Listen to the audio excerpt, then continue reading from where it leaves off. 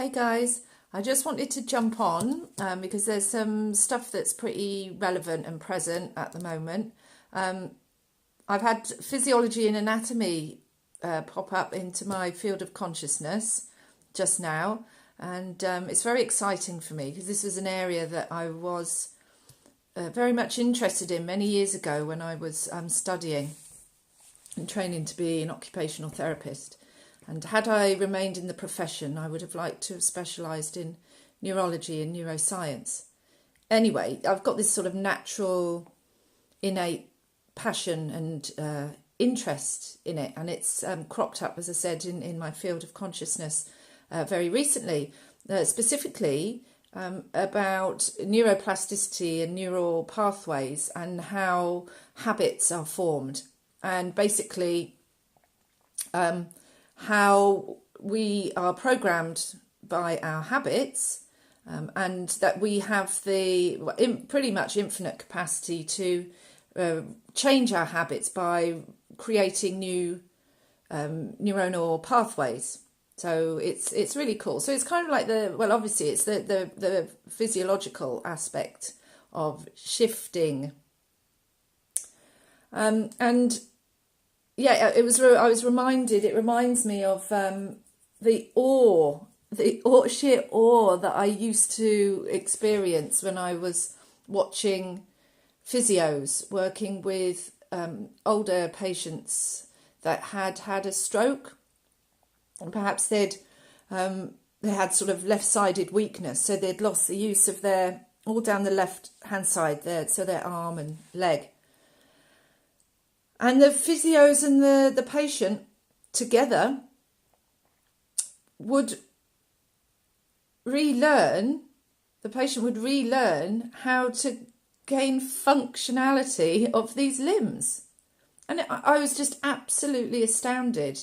And it was through repetition, practice, repetition, practice, repetition, practice, to create new neuronal pathways, movement within it's this part of the brain, the movement area. Absolutely phenomenal.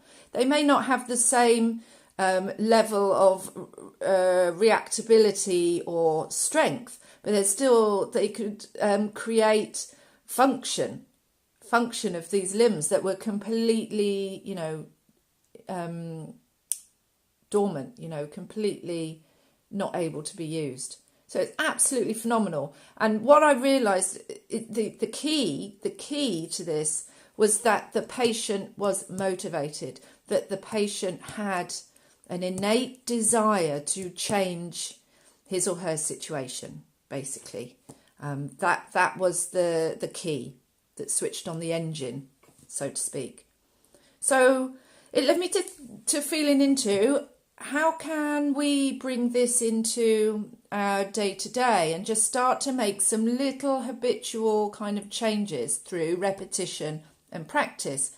One of the aspects of our lives as human beings currently is that we are pretty much run on stress. Everything, there's this kind of low-level anxiety, this hum of anxiety that permeates our whole existence. And there are things that we can do, very small things that we can change about our habits and behaviour and our architecture that will begin to reduce that anxiety and those stress levels, one of them being meditation. And I've introduced the 2 to 5 second meditation at regular intervals throughout the day.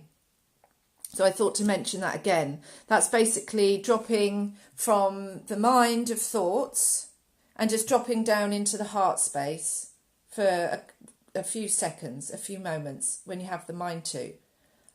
Some people may set an alarm on their phone to remind them to just do it. Other people may have post-its around the house, just as reminders. And it's about, the thing is about changing habits, is about practice and repetition.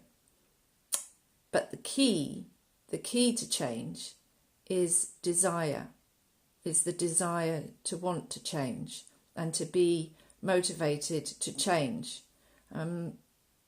So what would be the benefits for you if you did make this change and include regular meditations, little meditations throughout your day, at certain points in your day? What would be the benefits for you to do that?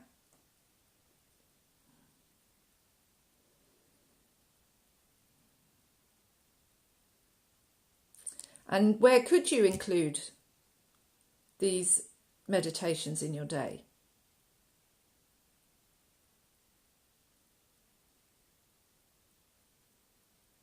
Okay, so I'll leave those with you until the next time.